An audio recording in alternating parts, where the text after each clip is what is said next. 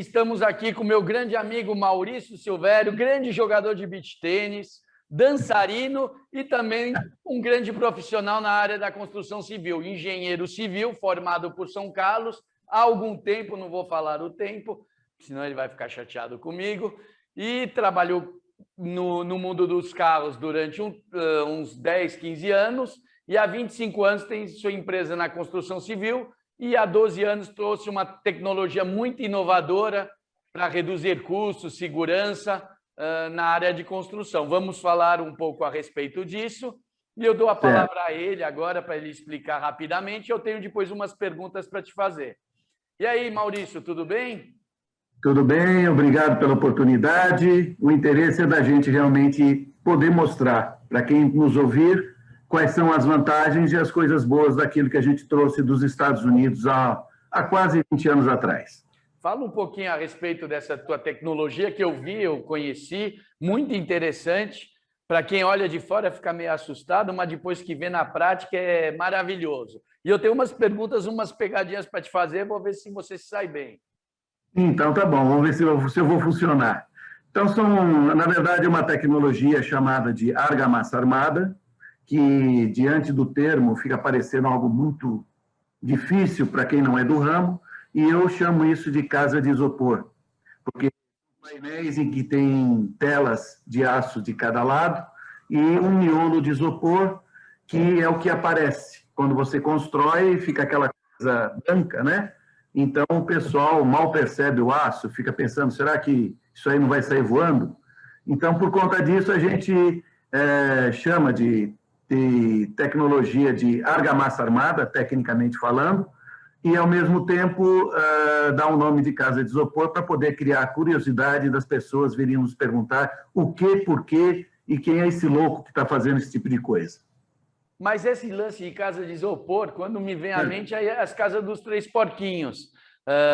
E por que não transmite essa sensação de casa dos três porquinhos, já que você está falando de casa de isopor? A gente acha que vai soprar e vai sair tudo voando. Explica aí um pouco para nós. Então, isso é o seguinte, quando você tem uma mesa de cozinha, onde você tem a tampa e 4 pernas da mesa, isso é quase uma casa, é uma laje com 4 pilares. Se você tirar uma perna dessa mesa, o que acontece? Ela se fragiliza, ela pode ir para a ruína. O nosso sistema foi pensado pelos americanos para que não houvesse problemas estruturais quando houvesse um problema como um terremoto ou coisa no sentido, porque a comparação nossa não é a mesa de cozinha, mas uma caixa de papelão, onde você põe essa caixa de papelão de ponta cabeça, você pode abrir uma portinha, você pode abrir uma janelinha, você pode até cortar o canto, mas a caixa vai existir, ela pode até tremer um pouquinho mais, mas ela não cai. Então, um sistema muito seguro bolado pelos americanos, por causa da falha de San Andreas, onde eu fui buscar isso lá na parte Califórnia, justamente para poder trazer algo bastante seguro e que o americano pensou em que não cause vítimas fatais num processo de alguma coisa muito natural, um problema natural.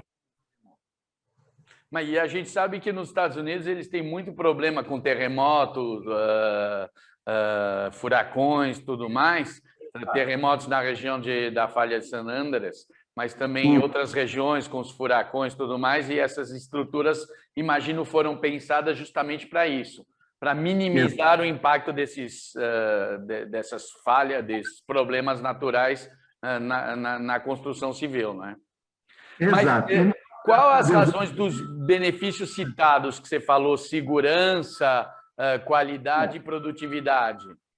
Então, vou falar da segurança, volto a falar disso, porque realmente é um processo que não tem a ruína das paredes, são telas de aço interligadas, onde os esforços correm em todas as telas, não tem concentração de carga pilar em todo o perímetro das paredes, então você tem uma dissipação de esforços. Com essa dissipação de esforços, você tem uma garantia de não ruína.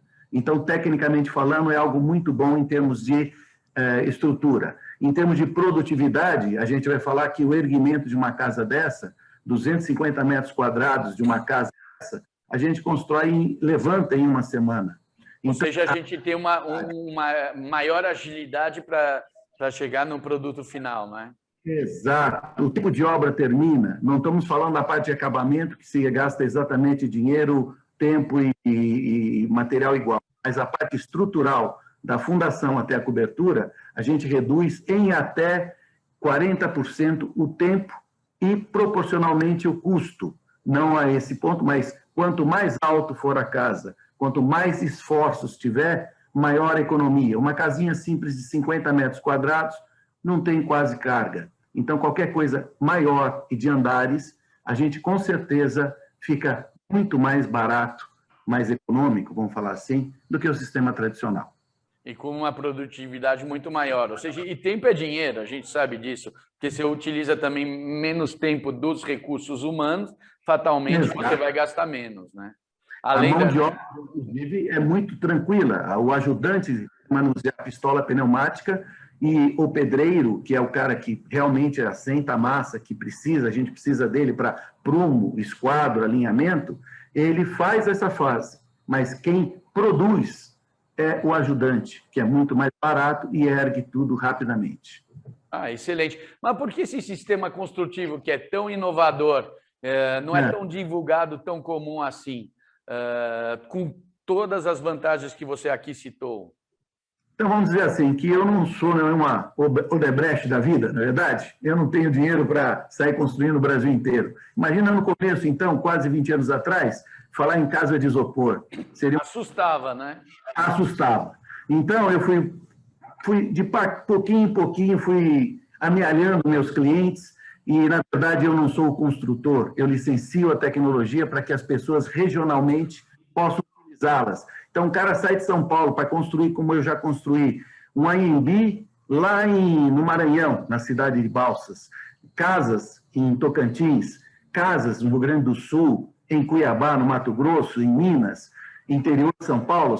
Então, eu deveria ter ser muito grande para poder atender todos. E, dentro da minha perspectiva, e o que eu usei até hoje foi justamente isso.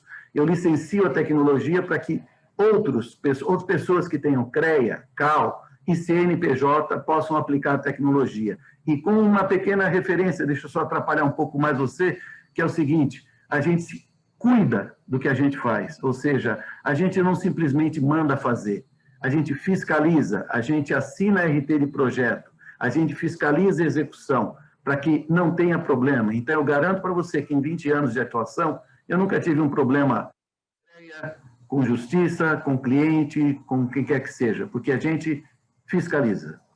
Não, o que é interessante é que, na verdade, você não concorre com os construtores. Você dá a licença, dá o treinamento, você dá a vara para eles pescarem, é isso? Exatamente. Eu quero que eles sejam meus parceiros, porque a gente quer entender e quer que eles entendam que se funcionou lá no Maranhão e se funcionou no Rio Grande do Sul, por que não vai funcionar em São Paulo, em Santos, no interior, em Cuiabá, Paraná, em todos os lugares que eu tenho licenciados no Brasil? Efetivamente, eu faço isso com muito prazer, porque entendo que o comprometimento de quem aprende a tecnologia é de entregar um produto final rápido, de qualidade e com segurança para o cliente. A gente entendeu, muito interessante. Mas quais materiais que usados nessa tecnologia diferem dos tradicionais? Só para você exemplificar um pouco e falar um pouco a respeito. O que nós falamos é que a gente utiliza painéis pré-industrializados, não são pré-moldados, porque não é um tamanho único, depende do projeto. Nós podemos fazer painéis que normalmente têm 1,20 m de largura, por um comprimento que, variando de 5 em 5 centímetros, pode ser de 1 metro a 12 metros de altura, um painel. Então, você consegue fazer fechamento de galpões, paredes de prédios, tudo em diversos tamanhos. E o material que nós usamos é o aço. A diferença maior é que o nosso aço é galvanizado. O da construção civil normalmente não é. Então, a gente usa aço galvanizado, uma tela de 5 por 5 centímetros, de um aço fininho, de 2,1 milímetros. Por quê? Porque a argamassa armada, tecnicamente falando, o aço tem que conversar com a argamassa. Se eu puser um ferro muito grosso, ele não vai conversar. Então, o material da gente é isopor no miolo, que traz qualidades térmicas e acústicas muito superiores à alvenaria tradicional, e o aço e a argamassa, que é como se fosse um concreto, o que muda é a granulometria da areia, né? Põe pedra ou não num concreto. Mas para nós é o aço e a argamassa. Então, no Dia Internacional da Mulher, justamente parabenizando todas elas, hoje, 8 de março, precisamos de um aço que não seja grosso, nem homens que não sejam grossos, não é? Essa é a ideia, né? Para poder conversar com a argamassa que é a mulher, não é? Então, deixa eu falar para você que você vai gostar. Grandes engenheiras civis, que eu tenho parceiras, uma delas, que até hoje me acompanha, é a primeira engenheira civil que fez a primeira obra certificada no Brasil, engenheira Lourdes Printes. Ela é minha parceira de construção, licenciada há 15 anos. A primeira casa certificada no Brasil foi ela que fez. Uma mulher. Um grande abraço, Lourdes Mirtz, é isso? Printes. Prince. Um grande abraço e muitas felicidades nesse Dia Internacional da Mulher. Para você e para todas as mulheres, né? Tá certo. Tá? Mas eu agradeço a sua atenção aqui, Maurício. Você sempre solícito, um homem muito interessante, grande jogador de beach tênis, dá umas curtinhas infernais. Mas, independente disso, também um grande engenheiro, um homem para casar. Mas já está casado, já está casado. Manda um abraço. Já estou casado. Tá bom. Muito obrigado, Maurício. Um grande abraço. A oportunidade, se quiser, é só chamar.